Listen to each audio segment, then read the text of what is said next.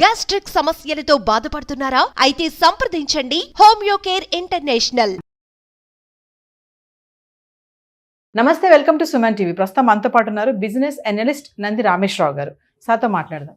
నమస్తే sir. Sir, gold and silver ధరలు రోజు రోజుకి పెరుగుతూనే ఉన్నాయి. మరి 2024 ఇంకొక నెలలో అయిపోతుంది. మరి 2025కి బంగారం రేట్ ఇలానే ఉంటుందా? ఇంకా ఏమైనా తగ్గే అవకాశాలు ఉన్నాయా? అంటే మధ్యతరగతి వాళ్ళకి అందుబాటులో లేకుండా పోతుంది ధర అనేది ఒక టాక్ అయితే వినిపిస్తుంది సార్. అయినా ఏ షాపులు కూడా ఖాళీగా ఉండటం లేదు. ఓవరాల్గా ఎందుకు ఈ బంగారం రేట్లు అనేవి స్థిరత్వం లేకుండా ఉంటాయంటే ఏం చెప్తారు? దీనికి చాలా కారణాలు ఉంటాయి. 3-4 డిస్కస్ చేద్దాం. ఇప్పుడు బంగారం ఏంటంటే, అంతకుముందు కూడా నేను చెప్పినట్టు very important item to be used by ladies ఇండియాలో, ఎస్పెషల్లీ సౌత్ ఇండియాలో. మీరు తమిళనాడు, కేరళ, కర్ణాటక, ఆంధ్ర, తెలంగాణ వెళ్తే కనుక చాలా అవసరం. అది లేకుండా ఏ ఇల్లు ఉండదు, ఏ పెళ్ళి ఉండదు, ఏ ఎంగేజ్మెంట్ ఉండదు. అది ఉంటేనే కనీసం రింగ్ అయినా ఉండాలి ఎంగేజ్మెంట్ చేసుకోవడానికి. సో గోల్డ్ రేట్లు ఎందుకు పెరుగుతున్నాయంటే దాని అనేక కారణాలు ఉన్నాయి. ఒకటి, బేసికలీ యుఎస్లో ఎకనామిక్ ఇన్ఫ్లేషన్ ఎట్లా ఉంది, రెసిషన్. ఇప్పుడు మీరు చూసుకుంటే 2023-24లో మొత్తం కలిపి లక్షల్లో జాబులు పోయినాయి. ఎందుకంటే యుఎస్లో కూడా సాఫ్ట్వేర్ కంపెనీలు ఏవైతే పెద్ద పెద్ద కంపెనీలు ఉన్నాయో వాళ్ళకి ప్రాజెక్ట్స్ రావట్లేదు, ఆర్డర్స్ తగ్గిపోతున్నాయి. అందుకని పెద్ద పెద్ద ఎస్పెషల్ సీనియర్ టికెట్స్ని ఎక్కువ తీసినారు. సీనియర్ టికెట్ ఒకటి తీస్తే చిన్న వాళ్ళు 10 మంది తీసినట్టు. సో ఒకటి వదిలి 10 మంది పెట్టుకుని ఈజీ చేయించుకుంటున్నారు.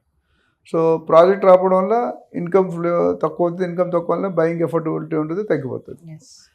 రెండోది, ఎప్పుడైనా పలానా పర్టికులర్ కంట్రీ ప్రాబ్లమ్స్ ఉందంటే, యుద్ధాల్లో ఉంది, ఇప్పుడు ఇజ్రాయిల్, యుక్రెయిన్, రష్యా, ఇవన్నీ కూడా గత సో మెనీ మంత్స్ నుండి యుద్ధాలు జరుగుతున్నాయంటే ఆ టూరిజం ఉండదు, అక్కడ జీరో, ఎంప్లాయ్మెంట్ ఉండదు, జీరో, కొత్త వాళ్ళు ఎవరు వెళ్ళరు. సో ఎక్కడి నుండి వస్తుంది మనీ? ఉన్నదంతా వాడుకుంటూ పోతారు. ఒకసారి నిలువలన్నీ అయిపోయామంటే then they will come to the central level. ప్రతి దేశానికి కూడా ఇంక్లూడింగ్ ఇండియా. ఒకప్పుడు మనం Manmohan Singh finance minister PV Narasimha Rao ఉన్నప్పుడు కంప్లీట్ డ్రాయిన్ అయిపోయింది ఉంది. అప్పులు అంటే నిధులు కూడా ఆ స్టేజ్ నుండి మళ్ళీ ఇంప్రూవ్ అయ్యాం మనం. సో ఇప్పుడు ఏమవుతుందంటే, ఎక్కడైతే డబ్బులు తక్కువ అవుతుందో అది రాబడలేదో ఉన్నదాన్ని అమ్ముకొని తింటాము.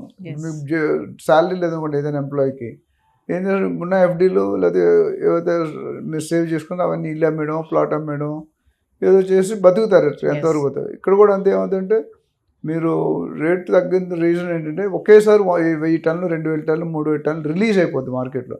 ఆ కంట్రీ బతకాలంటే కొన్ని లక్షల కోట్లు కావాలి.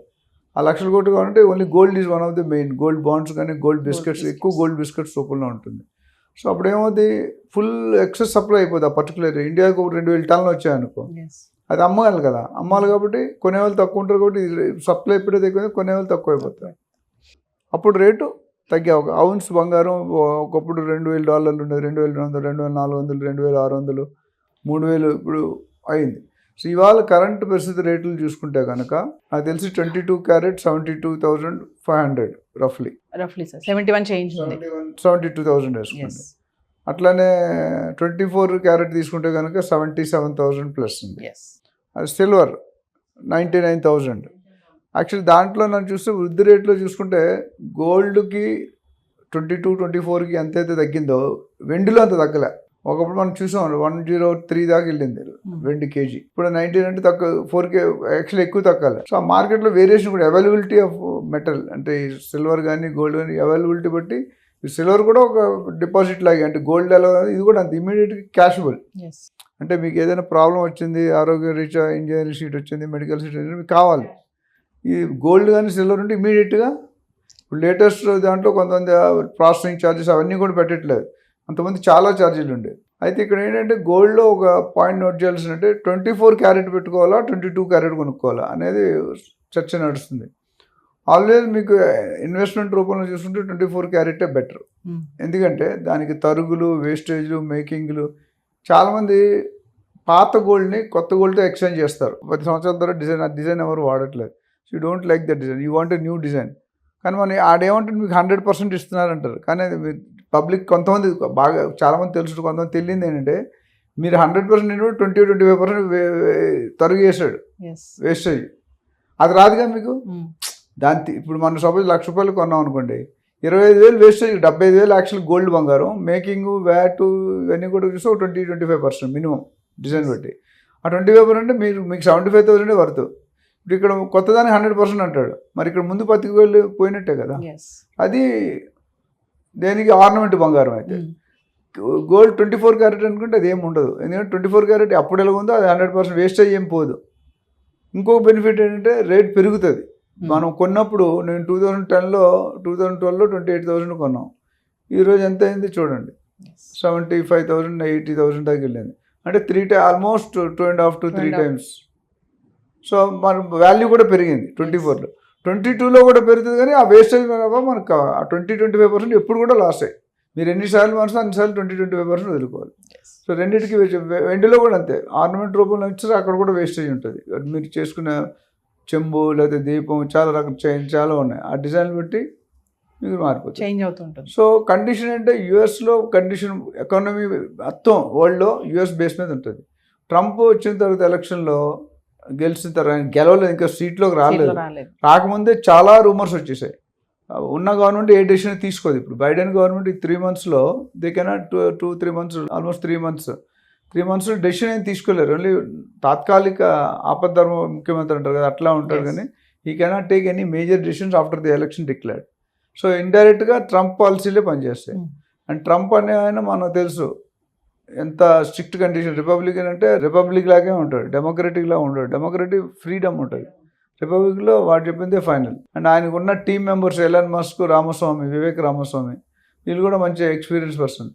సో వీళ్ళందరూ వాళ్ళు ఏమంటే యూఎస్లో రెసిషన్ మారితే బిజినెస్ మారుతుంది, ఇంపోర్ట్స్ మీద ఎక్స్పోర్ట్స్ మీద ట్యాక్స్ వేస్తున్నాడు. అంటే they are discouraging material to be purchase from outside to America.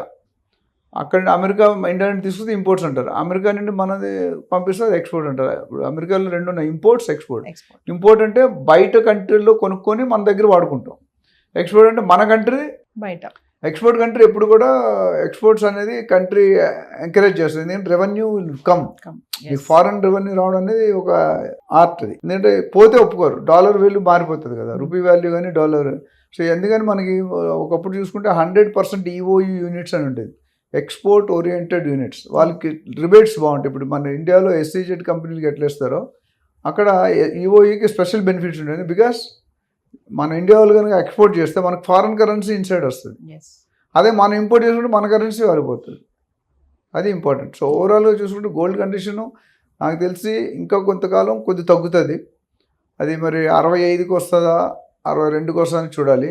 But తర్వాత మాత్రం టేకప్ అవుతుంది. ఒకసారి ట్రంప్ పొజిషన్లోకి వచ్చి 2-3 నెలలు తెలుస్తుంది వాళ్ళ స్ట్రాటజీ ఏంటని. దాన్ని బట్టి మళ్ళీ డెఫినెట్గా నేను అనుకోవడం 95,000 to 1 lakh అయితే సూచనలు కనిపిస్తున్నాయి. ఏది గోల్డ్ అనేది 24 క్యారెట్. అట్లానే వెండి వచ్చేసరికి ఆల్రెడీ మనం 1,10,000 1,15,000 అయ్యే ఛాన్సెస్ కనిపిస్తుంది. సో కొనుక్కునే వాళ్ళు ఎవరైనా డబ్బులు ఉంటే కొనుక్కోవడం బెటరే, బట్ పెరిగిపోతుంది తగ్గిపోతుంది, మనకు ఉన్న రిక్వైర్మెంట్ కొనుక్కోవడం చాలా బెటర్. Thank you sir.